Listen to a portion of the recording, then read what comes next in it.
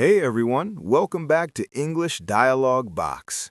Have you ever walked into a clothing store and suddenly forgotten what suits you, what fits you, and who you really are?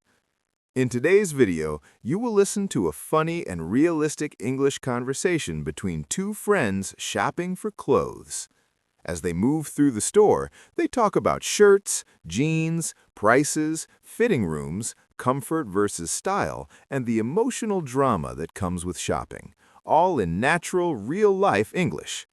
This dialogue is specially created for English learners who want to improve their listening skills, learn long and fluent sentences, and understand how English is spoken in everyday situations, with humor and respect. So relax, enjoy the conversation, and learn English the way it is actually used in real life. Let's begin. Every time I enter a clothing store, I feel like my confidence stays outside with the parking ticket because suddenly I forget who I am and what kind of clothes represent my personality. That's normal. Clothing stores have a strange power. They make strong men question their life choices while standing between jeans and jackets.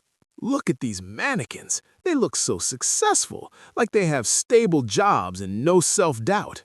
Mannequins are dangerous. They wear clothes perfectly without eating biryani or sitting all day, which is highly unrealistic. Do you think this color suits me, or does it make me look like I'm trying too hard to look mature?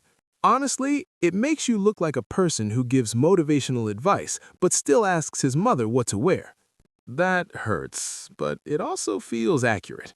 Fashion truth is painful, my friend, but it saves you from regret later. Why is this shirt so expensive? Does it come with emotional support or free confidence? That price includes brand name, lighting, and the illusion that your life will improve after purchase. I once believed that lie.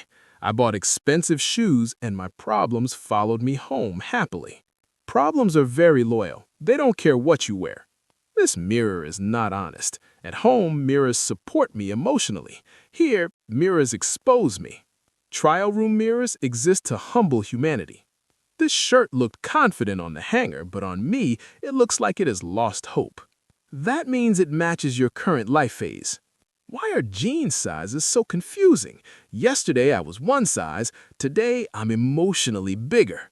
Jean sizes are based on imagination, not mathematics. This one says slim fit.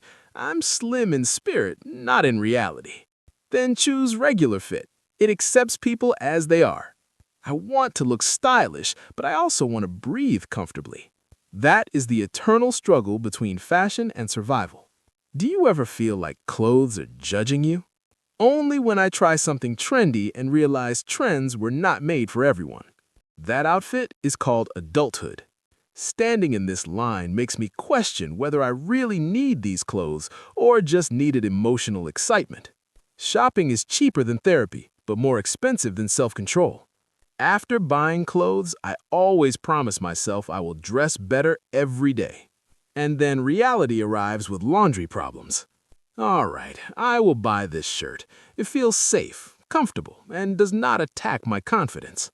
That's how mature shopping works. Not excitement, peace. Thank you for guiding me. Alone, I would have bought something dramatic and regretted it deeply. That's what friends are for, preventing fashion disasters.